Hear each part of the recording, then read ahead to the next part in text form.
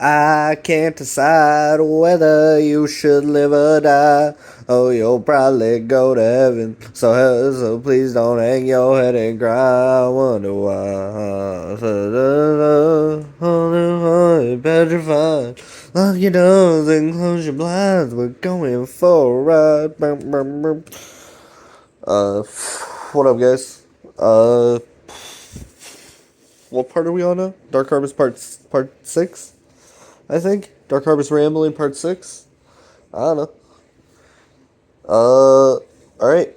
Last time, Chris got fucking stabbed.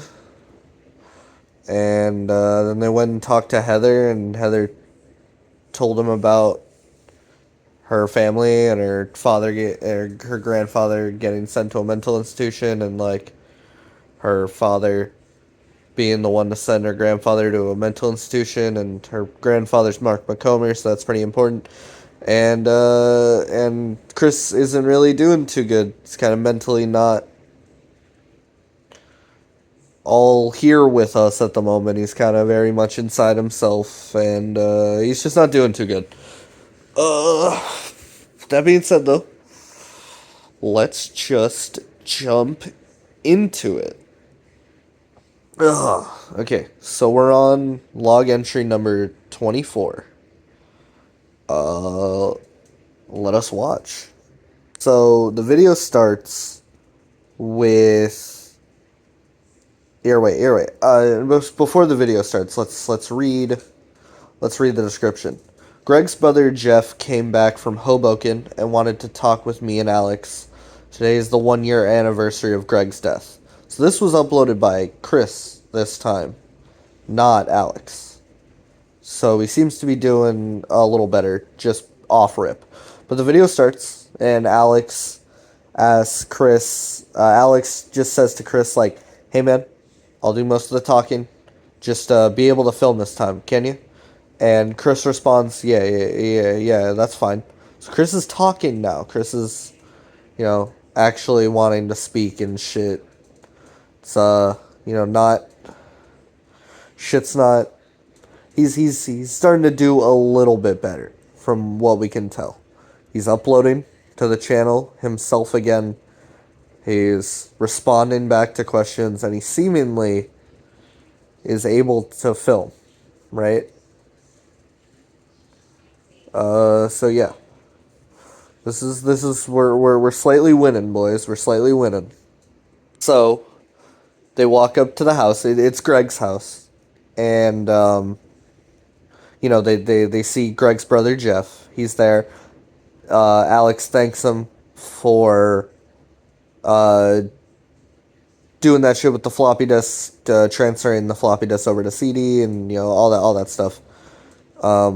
Jeff asked him if it went well. Alex said, yeah, for the most part, there's some weird stuff on there, but that's the point, right? So Alex asks Jeff what he's doing here, and Jeff says, it's the anniversary of Greg's death. So Jeff just says that he's here to go to the grave with his dad, and go visit Greg's grave and just stuff like that. Be with the family in a hard time like this. And then Alex asks, "What is there any particular reason why you wanted to see us?" And Jeff says, "Yeah, let's go in. I got something for you." So Jeff brings them up to Greg's room, because Jeff says that they haven't really looked through his room since his death. But Jeff was checking out some of the videos on the Dark Harvest channel, and he knew that Chris and Alex were filming themselves, so he wanted to know if, Greg had started filming himself and just stuff like that. And Jeff gives them some tapes that Greg had in his closet. So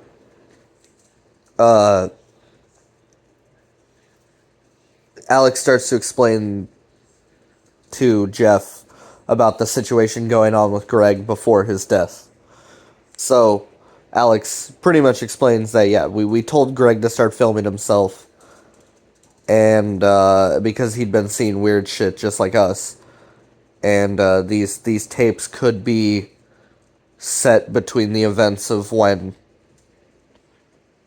they told Greg to start filming himself and right before Greg died. So yeah, we're gonna get some Greg footage, right? But after hearing about this, Jeff asks, I want to see him. And he asks Chris and Alex if they want to if they want to watch the tapes with him. And yeah, and so Chris pipes up, and well, Jeff says he doesn't have anything that watches like that they could watch the tapes on, but Chris pipes up, and he says, "Yeah, I have something that we could watch these tapes on," and so all three of them agree that they'll start going through the tapes together, and watching the tapes together, and yeah, it's nice to see. Chris seems to be doing a little bit better. He seems to be in a more like talking mood, and Alex was still doing most of the talking in that video. Chris was staying a bit silent, but it's still nice to see that Chris was able to kind of speak and be a little bit more like the Chris we knew before, right? Paranoid, freaked out guy, because it's not like we knew the Chris. It's not like we knew the Chris before all this creepy shit started going on, but yeah. But that is when we move on to the next video, Greg's Log number 1. The description says, "This is a compilation of only the interesting footage we've seen so far. We haven't looked through all the tapes yet because Alex and I have been busy with school. Jeff is trying his best to watch them without us, taking notes as he goes along, but the footage takes a long time to compile. He estimates there is over 120 hours of footage on the tapes he found since uploading on the tapes he found. In parentheses, since uploading the last log, he has found 2 similar boxes of tapes in Greg's basement crawl space. Hopefully there will be more footage to come." Alright.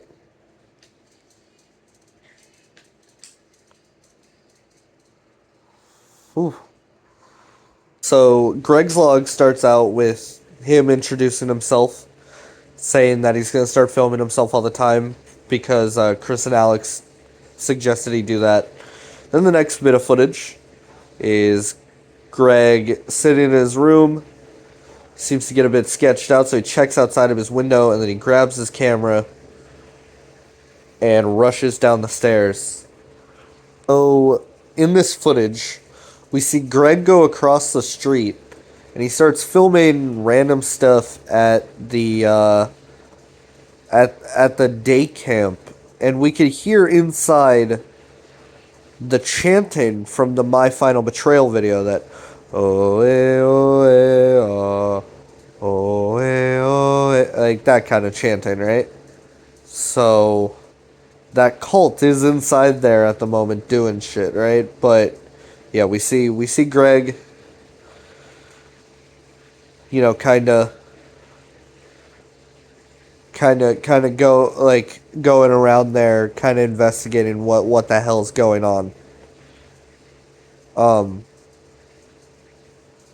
And that's what he got sketched out by from outside of his window, is what is the activity going on at the day camp. Right across the street from his house, by the way. Like, right across the street. So, Greg goes up closer to the side door on the day camp, and he kind of listens in. And we can hear some sort of, like, speech that most likely that someone's giving inside the building to the rest of the cultists, right? Most likely the dude who's leading the chant and all that stuff, right? So yeah, we hear some sort of, I'll call it a sermon, because that's what they do in a religious context, in a cult context, and all that stuff. Yeah. There's a little sermon going on in this building. Then we can see that Greg starts to get a bit sketched out. He points his flashlight somewhere. We don't really see what sketches him out, but it does enough where he runs back home, and that is the end of Greg's log number 1. And now we move on to the next video titled Daniel. So the footage starts, and they're watching. It's Alex, Chris, and Jeff watching footage of Greg eating waffles.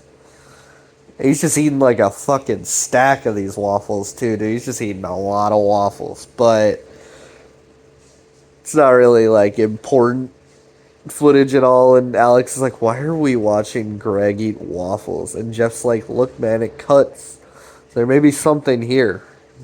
There may be something important here, right? Because it cuts really fast."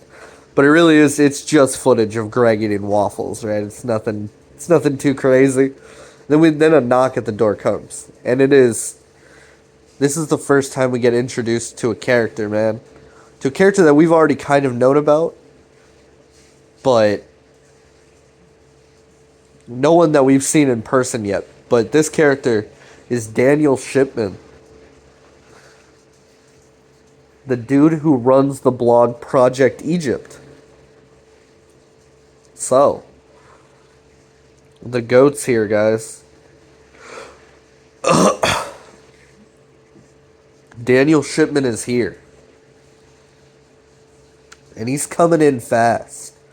No, he's coming. He just kind of introduces himself to Jeff. And then Alex is like, "Hey, Daniel," and they shake hands, and Daniel's like, "Hey, can I go use your bathroom real quick? It's been a long drive." Daniel goes to use the bathroom.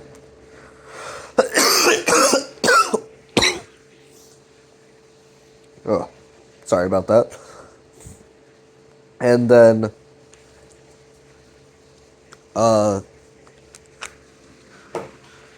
Alex starts to explain who Daniel is to Jeff real quick. Daniel comes back down. Alex is like, "Ayo, I heard that you had some important information to tell us, that you needed to tell us in person." And Alex is like, Daniel's like, "I hope it's not a bad time," and Alex is like, No, it's fine. We're just watching Greg eat waffles." And then that gets a little chuckle out of Daniel. But Daniel sits down. And he starts to divulge, right, this info that he needs to give to Chris and Alex, and in turn Jeff, who is here now to help. Shout out Jeff.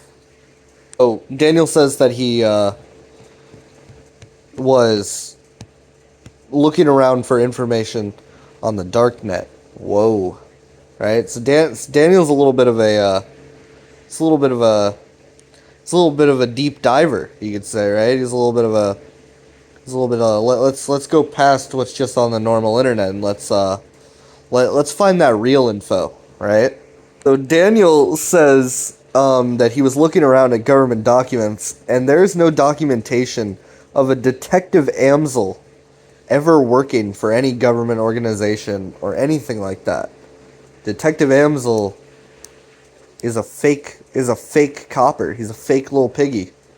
He must be working for something else, right? There's something going on with Detective Amsel.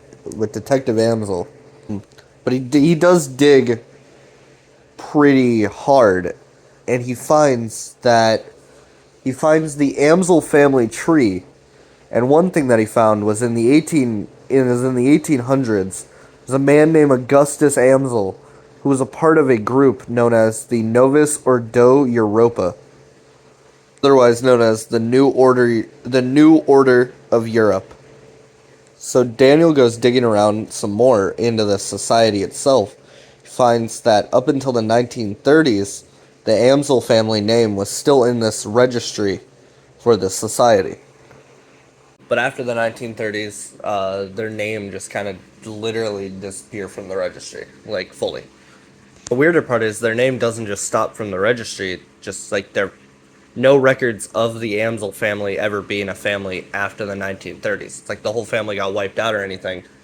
But from what we know, there's still, a detective Amsel out there, right? So these Amsels do exist. And the even weirder part is that the Novus Ordo Europa went on for another almost 30 years because they didn't disband until 1958. But an even another part is the Rainwood family appears in this registry, dating back around to the same time as the Amsels in the 1800s. The Rainwood family, whose name is kind of littered all around the area that Chris and Alex live in. And the Rainwood family also cuts out of the registry and also just kind of seemingly disappears from the world around that same time. And around the same time, when these two names kind of just disappear from the registry was literally around the same time when Kaufman's tablet was taken out of the British Museum and just kind of disappeared from the world. So around the time when the tablet was stolen, that's when the Amsel and the Rainwood family left this society. And around the time when the Princeton experiments took place was when this society completely disbanded. So the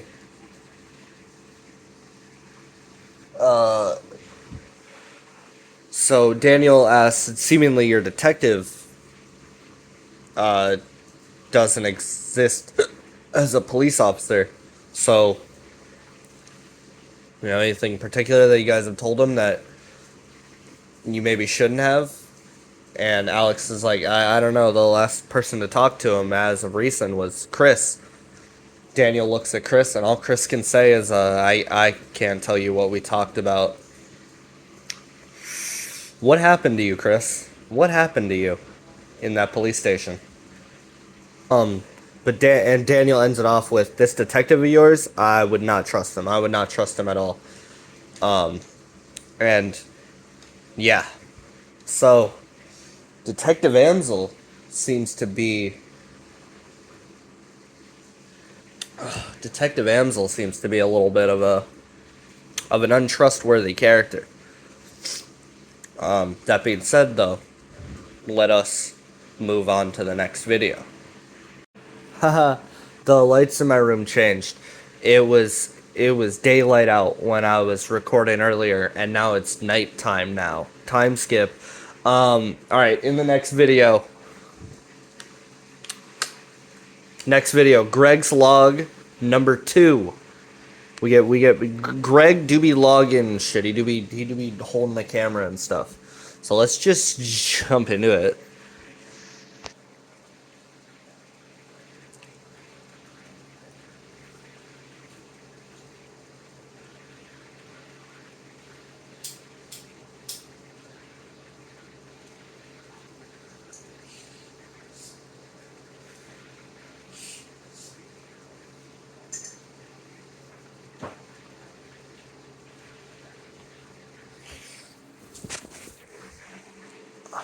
Alright, now let's just jump into it. Wait, I gotta go pee pee. Yeah.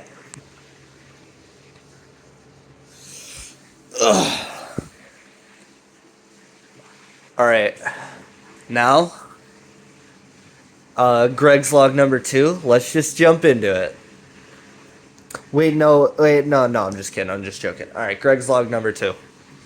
The description says 48 of 120 hours of footage has been compiled. This is what we have found so far. So the video starts out, and it's Chris, Alex, and Jeff sitting on a couch, and they give a little. Alex gives a little preamble before we get into the meat and potatoes of this video. So he talks about how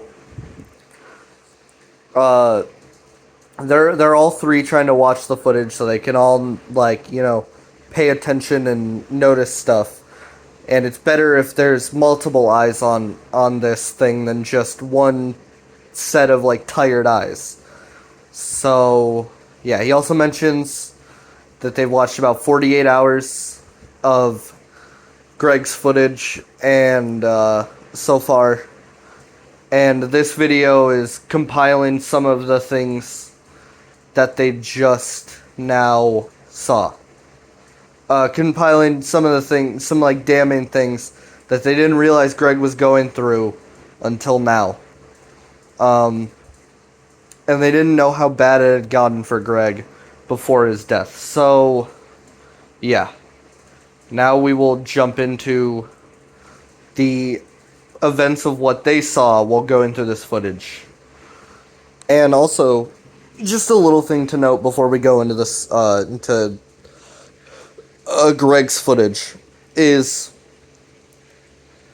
Chris still hasn't been talking a lot. So, like, what the hell did Chris go through at that police station, man? What the hell did Chris go through when the detectives talked to him? What did they say to him? Like, he still isn't talking a lot. He's a little more, he's a little less dead than he was when he got out of the police station, but still. Ugh, what the hell truly happened to Chris? Because he seems to not be doing great. But yeah, let us go on with Greg's footage. So the first bit of Greg's footage that we see is Greg talking to his brother Jeff. And they're talking about what Greg saw at the day camp. And Jeff doesn't really seem to believe him, but he doesn't want to, like, put his brother down either. He doesn't want to put Greg down. He tries to give him rational explanations, but, which is understandable. He hasn't seen it with his own eyes, or at least heard it with his own ears, because Greg didn't see anything, but he did hear shit going on at the day camp. But, he tries to give him rational explanations, like maybe it's some kids playing in there, maybe it's some kind of music box or just some shit, right? You're chanting in there, maybe, he tries to give him rational explanations, which is understandable, but this is not a rational situation, so rational explanations just don't apply here, but Jeff doesn't know that, so it's fair of him, right? Jeff's not doing anything wrong here in this little conversation that he's having with his brother. But he does tell Greg that, if you see anything or you feel in danger or anything like that, we'll go check it out together. And see what's up, right? Jeff seems like a good brother. Jeff seems like a pretty good brother. But yeah, I don't know. The next bit of footage we see is Greg outside of some kind of, like, school or just, something like that. And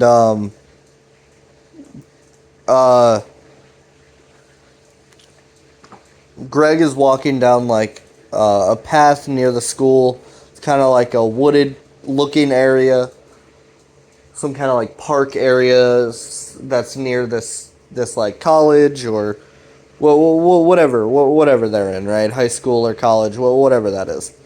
And we see, Greg's just, like, walking for a while, and then camera distortion happens, and he turns around, and there's a big tall man, there's a big tall guy, that same big tall guy that we saw in Greg's house when he died, right? So, yeah. A big tall man was there. But yeah. Oh, the next bit of footage is Greg calling Jesse in his basement. He tells Jesse about everything, right? The big tall man that he just saw. He tells Jesse about the weird shit going on at the day camp, and yeah, you know, just all that kind of stuff. Now, one little thing that I want to bring up here is that this footage takes place before Greg's death. Jesse supposedly didn't learn about the big tall man and all the weird happenings going on with Greg and going on with Chris and Alex until the events of log entry number 14, 14-1 and 14-2. You know, the entry where Greg dies. Jesse at least acted like he didn't know any of this was going on. But now we're learning here that Jesse did definitely know what was going on and was playing up this little, you know, not knowing anything kind of act, this sympathy act, right? Now, I've been saying since the start of this season, I've been saying since, like, the fucking, like, third episode of this season, that there's weird shit going on with Jesse, and the evidence keeps compiling here. This is more evidence, bro. There's weird shit going on with Jesse. He doesn't seem like a trustworthy character. Jesse's supposed to be Chris and Alex's friend, right? Detective Amsel was supposed to be this kind of figure that Chris and Alex were hoping was gonna help them with finding out who Greg was or catching the person that killed Greg, right? So we have two trustworthy characters who aren't seeming so trustworthy anymore, right?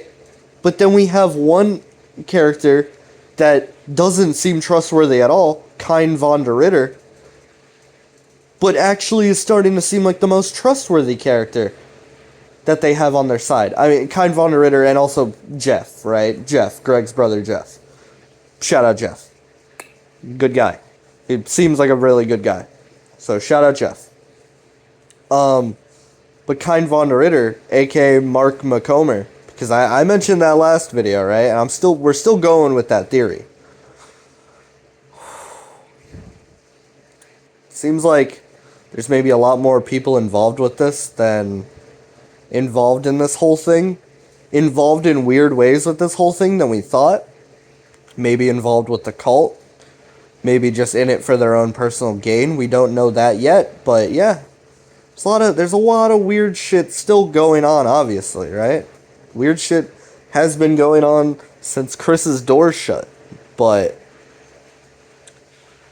look, man, to go back to the point, Jesse seems like a weird-ass dude at the moment. Jesse seems like there's some weird shit going on with him. He really wanted to know what was on those fucking documents, didn't he? Right? Well, the ones that they stole out of Heather's house, right? He really wanted to know.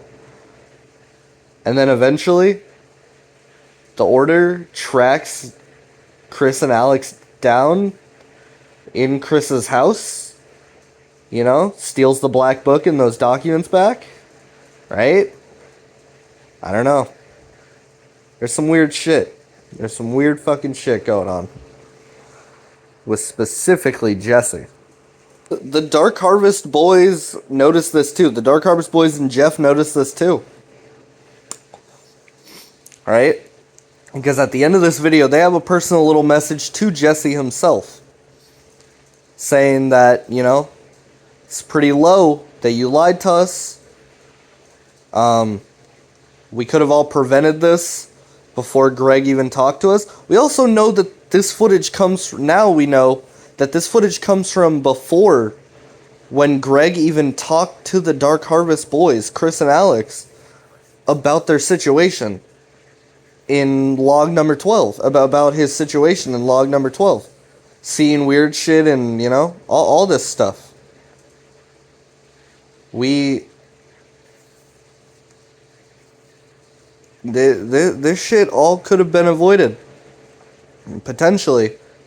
This shit could have potentially all been avoided if Jesse would have just talked to someone, right? Yeah. Who knows, though, right? Who fucking knows? I mean, we are dealing with ethereal gods named Gorai Leotep right now, so who knows? But, you know, a lot of this shit could have been avoided. A good amount of this shit could have been avoided if Jesse would have just spoken up. Jesse seems like he didn't want to speak up. Maybe he wanted to keep this to himself, right? Yeah. But yeah, that's, you know, Alex, he says a lot of this could have been avoided if you would have talked to someone.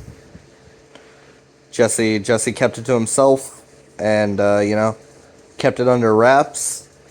And then Greg's brother Jeff has something to say also.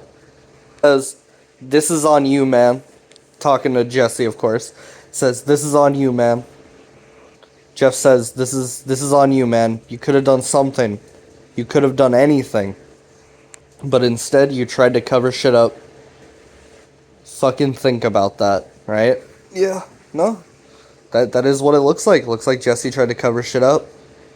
And that is definitely something he should fucking think about. See, guys, I was right. I was motherfucking right the whole time. I was right the whole time not to trust Jesse. That motherfucker is a weird motherfucker. There's some shit going on with that guy. I was right not to trust him. I was right.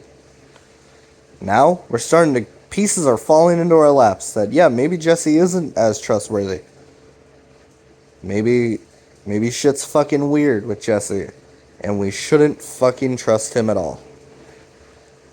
And that is the last part of Greg's log number 2. And now we move on to Greg's log number 3. More Greg footage. The description says, "The second portion of this video is taken from a separate tape than the first half. The second half's tape is one of the only ones that is labeled March 5th, 10 days before Greg's death. We're not going to try to contact Jesse until we have finished going through the tapes. We still have a lot left. Maybe they have more answers." Alright.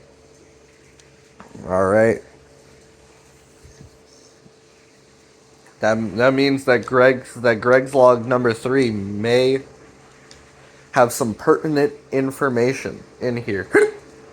Ugh. Let us jump into it. Oh. Greg's log number 3 starts with Jesse coming over, and Greg tells him what he experienced when he saw the Slendy guy in Greg's log number 2, right? He tells him about seeing him near the college, or near the place where he was studying. He starts pressing him a little bit, being like, "Told anyone else about this? Right? This has been going on for a while, you haven't told anybody?" Greg mentions that he talked to Chris and Alex a little bit about it, but no one else, right? And Jesse says, "I think I know what you're talking about. This may sound a little weird." Jesse, what the fuck are you about to drop on my lap right here, buddy? More pertinent information? More information that's gonna make me realize how much of a snake fuck you are? And Jesse drops that pertinent information on my motherfucking lap right in the next set of words that he says. Jesse says, "I'm in this call in an order, and we know exactly kind of what you're going through." Greg's like, "The huge guy I saw?" Jesse's like, "Yeah. Dude. I can't definitively just say it outright yet. I gotta let the footage run a little bit, right? I gotta go through the footage a little bit more But I have a feeling we know exactly what kind of order Jesse's a part of, right? Certain dudes wearing white masks, right? Certain dudes wearing white V for Vendetta masks. The same people that went to Chris's house.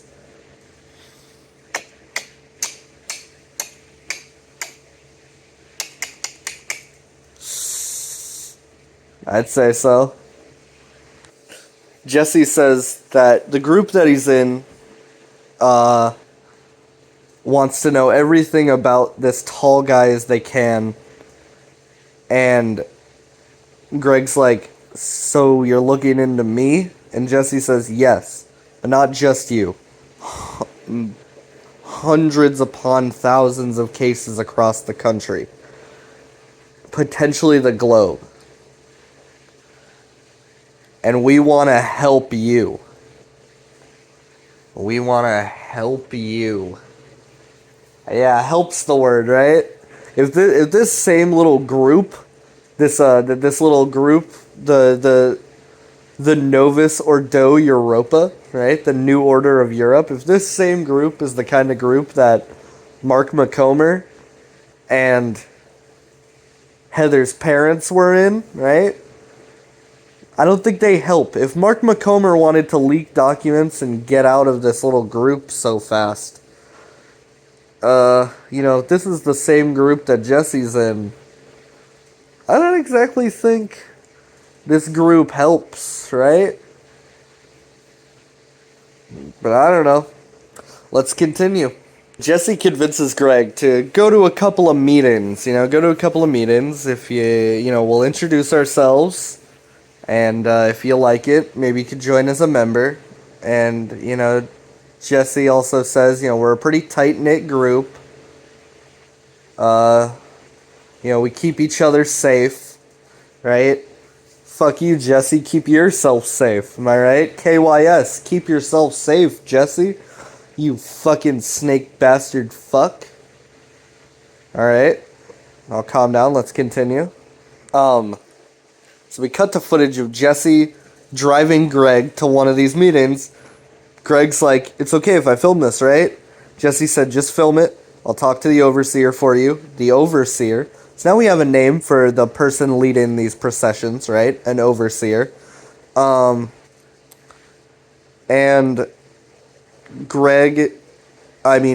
Jesse says that, you could film it, but you gotta give up the tape, right?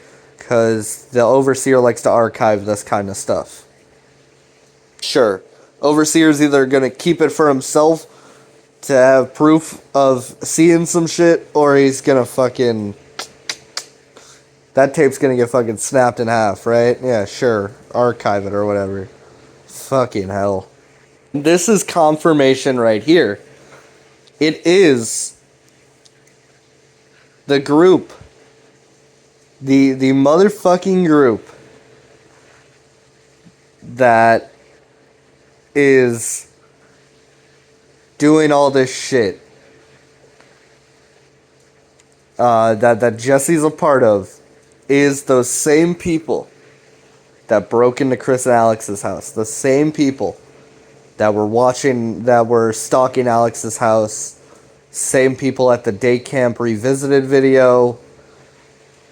The same people from the My Final Betrayal video. It's this group, right? This order. And now Greg is getting initiated into this motherfucking group. Now, I will read what the overseer is saying right now. So the overseer starts by saying, Greg, I suggest you give up the camera, right? Greg hands the camera to someone, and then it cuts now to this little initiation. And the overseer says, welcome, brothers and sisters. One of our youngest brothers, Jesse, has brought us a new candidate for our order. His name is Gregory Benson. In accordance with the sacred traditions, I will remove my mask. Respect of our new brother. Now I'm starting to understand why Gregory Benson over here is not able to hold the camera, right? So I'm guessing when he takes his mask off, that fucker's gonna pan away. They didn't, holy fuck. They didn't actually pan the camera away. Okay. The overseer continues. He says, he has been graced with Gorai Leotep's presence. He is a chosen one. To our knowledge, no man has seen our Lord since the oracle first laid eyes on him in 1957 and lived to tell the tale. And so we welcome this blessed man into our order with open arms. Gorai Leotep has deemed this man worthy of our admiration and respect. We stand here this evening at the Atlantic test site. This is the site of our holy rift that brought our Lord and Master to us. But before we welcome Greg into our ranks, we must know that he can see the truth. For those who see the truth will not be able to forget it. It can corrupt lesser men's minds. It's a curse as much as it is a blessing. With that, I hereby initiate the initiation ceremony of Gregory Benson to the New Jersey chapter of our order. His powers administrated to me by Chief Overseer Jacob Rainwood. Jacob Rainwood. Jacob motherfucking Rainwood. Rainwood Day Camp. Rainwood Memorial Elementary School. What the fuck, bro? Jacob Rainwood. Someone with the last name of Rainwood is associated with this order, right? Okay. Rainwood Day Camp. 72 children disappeared from it. Rainwood Elementary. Rainwood Memorial Elementary. One student disappeared from it many months ago at this point. Dude. What the fuck? What the fuck? Alright, let's continue with the Overseer's words. Overseer continues. My friends, today is a joyous day. It is a day in which our order gains a new brother. Not just a brother, but also a friend whom we can trust. Now that not only our formal brotherhood grows larger, the bond becomes stronger. With the addition of another brother, we can expand our love of knowledge and understanding. He who is willing to take on this responsibility, step forward now. Now everyone starts chanting this to Greg as he steps forward. Will you take caution not to enlighten infidels of man's society, nor any aspect of our brotherhood? They are prepared to accept the truth. Then Greg says, now Greg finishes the chant. Not a solitary word will pass through my lips before the time and circumstance. Time and circumstance is right. Furthermore, I will take care when to recognize when the proper time for such a situation will be. Ah, Greg, no. Then the order asks another question. Will you know your place as a slave to knowledge and our master? Greg then responds, I will be but a pawn in a game of advancement. I will be an instrument for him to use, for I trust in him. I understand my reward will come in due time. Will you accept those who have taken great strides in the past for the sake of our brotherhood? The order is asking Greg this now. You uphold the sacred traditions. And then Greg responds, every breath, with every step, with every move, every action, I will remember those who discover the truth and will understand that without him, I would be lost forevermore. God, this is not good, bro. And then the Overseer asks, my son, are you prepared to accept this responsibility? And then Greg responds, I will do whatever it takes to please my Lord and Master, Gorai Leotep. And they all proclaim, welcome, brother. Greg's in a cult now. Greg's in a motherfucking cult that worships A big, tall, scary man named Gore Leotep. Woo! Let's go! Woo! I'm so fucking excited. God damn it, bro. Alright. And that is where Greg's log number 3 ends.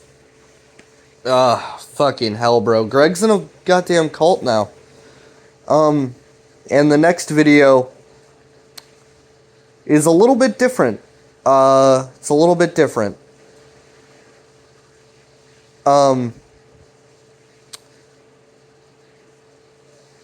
This is a collaboration with the Slenderverse series Tribe 12. This video heavily has the actor who played Noah Maxwell in the series Tribe 12, Adam Rosner, in it. So I understand if you want to skip over this portion of the video. And if you want to know more about why I'm saying this, because you don't understand why, go watch my video in the Genuine Rambling playlist about Adam Rosner. I go over some information about Adam Rosner being a sexual predator and a creep in that video. And also I have a lot of information about it. I have a link to a good amount of information about it in the description of that video. But we are going to... This is a collaboration with Tribe 12. There is also 2 videos dedicated to this on the Tribe 12 channel. Those videos being The Manifest and The Order. If you want to go and check those out, you can. I understand if you don't. You know, I'm not going to go over the videos on the Tribe 12 channel, but I still am going to go over this video, which is log entry number 25, meeting with Noah Maxwell. So, yeah. This video takes place in 2 different perspectives. The Dark Harvest boys' perspectives, Chris and Alex, and Noah Maxwell's perspective. So, yeah, if you want a greater context on what Noah Maxwell experiences before getting back to the car with Chris and Alex in this video, go watch the video The Order by on the Tribe 12 channel. But yeah, that's just a little note that I'm leaving here because, you know, that's just a lot of stuff. But yeah,